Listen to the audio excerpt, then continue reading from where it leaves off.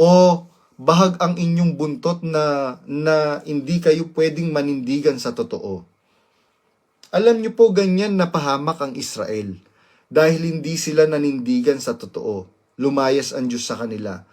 Kaya kung hindi maninindigan po kayo, mga KNP, mapapahamak na po ang iglesia, pati ang mga pamilya ninyo. Biro nyo, hindi po kayo natatakot na mapahamak yung inyong mga pamilya.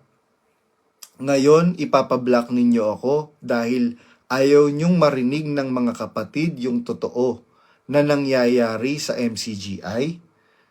Ganyan po ba ang totoong iglesia ng Diyos? Ngayon, kung tinatanggap natin at kiniklaim natin hanggang ngayon na tayo sa Diyos, kailangan manindigan po tayo.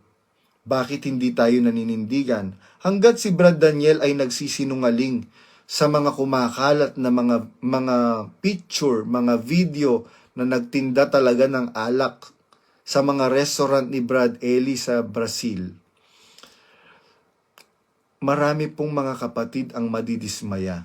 Tapos sasabihin ni Brad Daniel, ayaw nyo sa iglesia, gusto nyo umalis, go ahead, make my day. Mga kapatid, sabi nga po nung isang kapatid na kasama ko kay Brad Eli ng matagal na panahon. Sabi niya, nalulungkot ako, ganyan na lang pala kahalaga para kay Brad Daniel yung kaligtasan natin. Alam niyo po, nakasulat po yun sa Biblia na ano kasing talata yun? Bobo na ako sa mga talata ngayon. Anong talata kasi yun?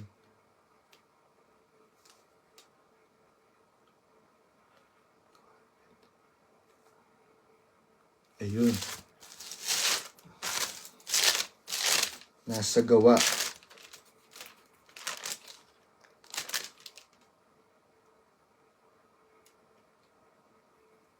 Ay, nasa Gawa nga ba yun? Saglit nga. Ano ko nga yun?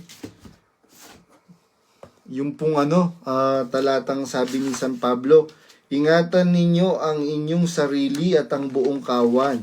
Nasa kanila'y ginawa kayo ng Espiritu Santo ng mga obispo upang pakanin ninyo ang iglesia ng Diyos na binili niya ng kanyang sariling dugo.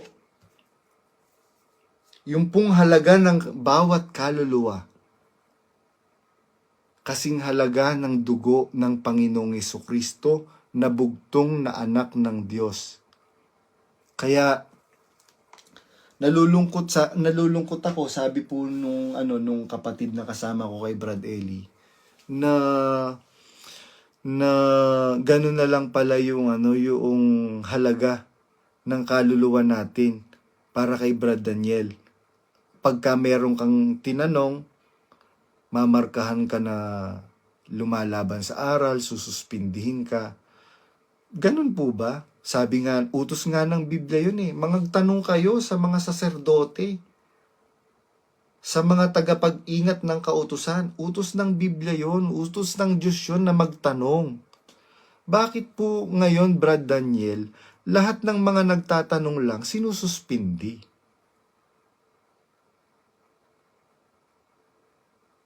Kaya